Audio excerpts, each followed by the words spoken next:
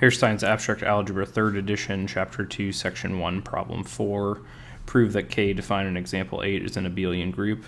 This is a follow-up from Problem 2. Check out our video on Problem 2 if you need to understand what this group G is that we're looking at making out a subgroup out of. For our problem here, we have the subgroup K, and K is going to be such that we restrict the first indices to the number 1, and the second indices is B. Which B is going to be restricted to any reals. So remember that G was this group of mappings that came with this group operation down here at the bottom. Whenever we talk about a subgroup, the subgroup always inherits, or a potential subgroup in this case, it inherits the group operation from the larger group. So circled in red, we have the group operation for G. K is going to inherit that group operation, and the only difference between K and G is that this underlying set of K is going to be a subset of G. It won't be equal to G. So here we're asked to check that K is a group and that K is abelian. In order to do that, we're going to need to know the definition of a group, which we have here. And then remember that abelian means that for any two members of the group, we can take A multiplied by B, and it's going to equal B multiplied by A. And then a claim here that we're going to need sums and products of real numbers give us real numbers. So how do we check that something's a group? We just go through the four group axioms. So number 1 is K closed. So we're going to take two elements of K. Here I just call them T sub 1 comma B and T sub 1 comma D. And we're going to apply that group operation from G. Remember, there's only one group operation. So when we apply the formula circled in red to these two elements in K, what we're going to get is this element right here, which is T sub 1 comma D plus B. We need to check that that is an element of K. Well, what does it take to be an element of K? Remember, K is just given to us right here. Is your first indices a 1, and is your second indices a real number? We know that 1 is equal to 1, and D plus B is a real number, because remember, we assumed that these two elements were in K, and that means that we're assuming that B and D are real, and by our claim, the sum of two real numbers is real, so we conclude that this subgroup K, or potential subgroup K, is closed. Now, is K associative?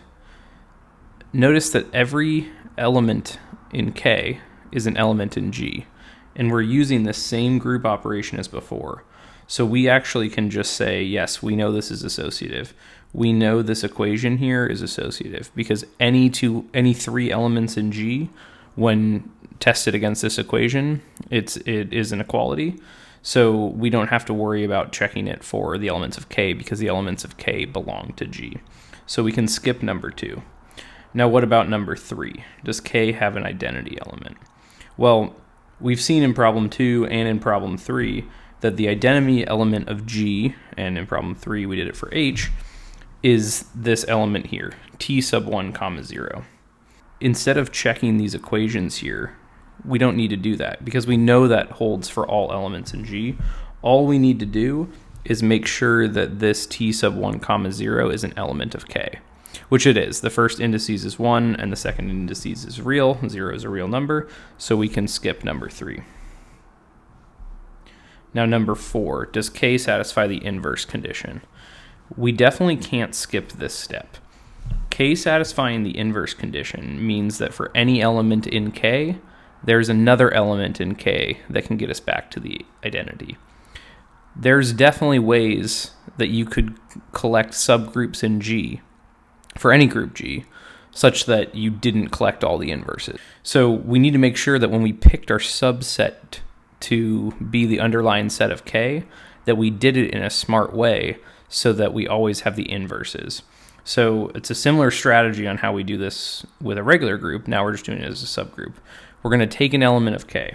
So here we're going to take T1 comma B, and we are going to try and find an element also in K such that we get back to the identity.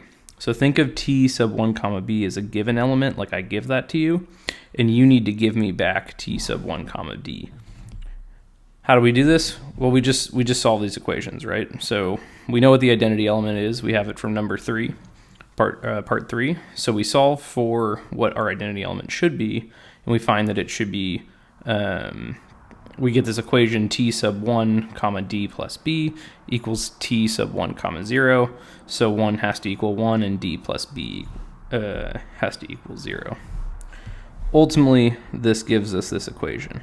Now remember, b was what I gave you, right? So we want to solve for d in terms of b, and then we just need to make sure that this likely inverse element, t sub 1 comma negative b, is in k, which negative b is negative 1 times b. Real times a real by our claim is still a real number. So we have that this is indeed in k. The last thing we need to do is just check that multiplication going the other way still gets us back to the inverse, and indeed it does.